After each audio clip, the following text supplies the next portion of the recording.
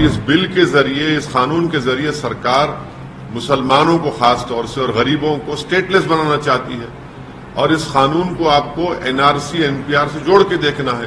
ये कानून पास हुआ था 2019 में।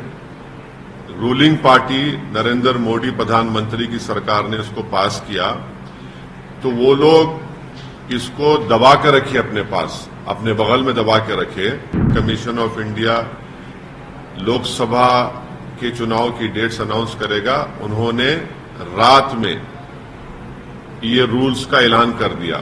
जब सरकार चुनाव को सामने रखकर फैसला ले रही है, तो ये बहुत गलत बात है कि आप मुझसे सवाल कर रहे हैं कि मैं सुप्रीम कोर्ट क्यों जा रहा हूं। हमने सुप्रीम कोर्ट को पहले ही हमारा केस सुप्रीम कोर्ट में है। उस वक्त गवर्नमेंट ऑफ इंडिया के काउंसिल ने कहा था कि गवर्नमेंट ऑफ इंडिया ने अभी रूल्स नहीं बनाए हैं, तो इसलिए अभी इस पर कोई बहस करना बहुत जल्दी होगा। अब जबकि मोदी हुकूमत ने CAA के रूल्स बना दिए हैं, तो सुप्रीम कोर्ट जाना एक अर्जेंसी है, वक्त का अहम तकाजा है। क्योंकि अगर ये सरकार सिटीजनशिप देना शुरू कर दे एक अनकॉन्स्टिट्यूशनल लॉ पर, जिसको एक रिलीजन के ऊपर बनाया गया है, तो इससे नुकसान हो सकता है। नुकसान ये है कि सुप्रीम कोर्ट मॉनिटर्ड एक एनआरसी आसाम में हुआ, जिसमें 19 लाख लोगों के नाम नहीं आए। उसमें से करीब 1 लाख के करीब मुसलमान हैं, बाकी नॉन मुस्लिम्स हैं।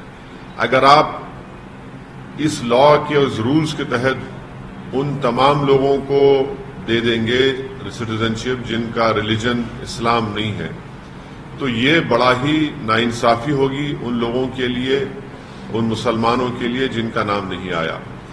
दूसरा इम्पोर्टेंट पॉइंट यह है कि सुप्रीम कोर्ट ने 1960s या 70s में एक जजमेंट में कहा था कि अगर कोई एल्योरमेंट आप देते हैं किसी को अपना रिलीजन बदलने के लिए, तो वो भी एक क्राइम है।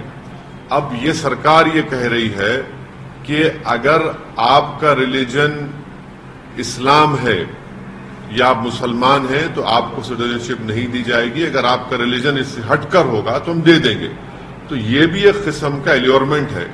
इसीलिए हम सुप्रीम कोर्ट के पास गए हैं और सुप्रीम कोर्ट से हमारे फाजिल वकील जनाब निजाम पाशा साहब हैं, और हमको उम्मीद है कि सुप्रीम कोर्ट इस पर देखेगा। अब देखेंगे सुप्रीम कोर्ट में क्या होता है। सर, आपने जैसे सीए जैसे लागू हुआ, तो आपने कहा कि चुनावी फायदा लेने के लिए चुनाव जस्ट आने वाला है, उससे पहले क्या ये आप पे अप्लाई नहीं होता कि आप भी जो डॉक्यूमेंट आपने शो किया और सुप्रीम कोर्ट को अप्रोच हुए, आज अभी इस वक्त अनाउंसमेंट हो रहा है, चुनाव का ऐलान हो रहा है, उसके ठीक उसी दिन आप भी कर रहे हैं, तो क्या आप भी पॉलिटिक्स नहीं कर रहे हैं? देखिए, मैं एक पॉलिटिशियन हूं, मैं कोई फिलोसोफर नहीं हूं, नंबर 1। दूसरी बात यह है कि यह कानून पास हुआ था 2019 में। रूलिंग पार्टी नरेंद्र मोदी प्रधानमंत्री की सरकार ने इसको पास किया, तो वो लोग इसको दबा के रखे अपने पास, अपने बगल में दबा के रखे।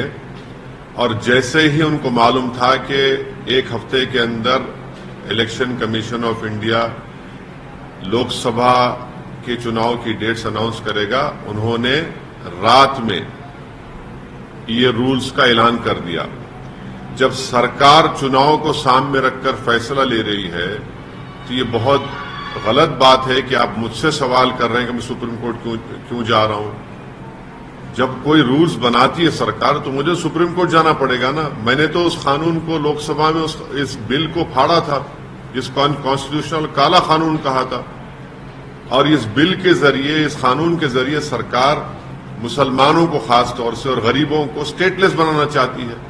और इस कानून को आपको एनआरसी एनपीआर से जोड़ के देखना है। तो सियासत तो नरेंद्र मोदी कर रहे हैं, और इस तरह का कानून बनाकर। हाँ,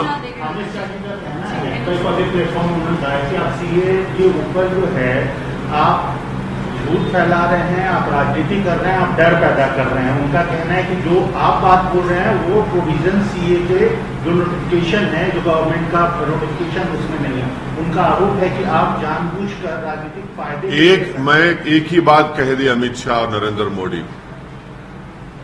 क्या अमित शाह ने पार्लियामेंट में मेरा नाम लेकर नहीं कहा था कि देश में एनआरसी एनपीआर भी होगा? आपके कई टीवी चैनलों पर अमित शाह ने कहा था कि क्रोनोलॉजी समझिए, एनपीआर एनआरसी होगा।